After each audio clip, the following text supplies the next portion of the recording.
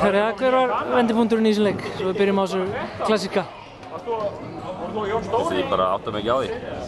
Mér fannst bara að vera að gera allt 100% í seinni hálfleik og svo einhverju tímapunkti þá svona bara byrjaði að síga fram úr og þeir að gefa eftir og vorum að taka þessi varnarfrákast sem vorum ekki að gera í fyrri hálfleik, þannig að þeir voru bara að fá eitt séns og þá byrjaði bilið að brekka og hitt náttúrulega virkilega vel í kvöld og það er erfitt að eiga við okkur í þessum ham ef við spilum í þessum ham.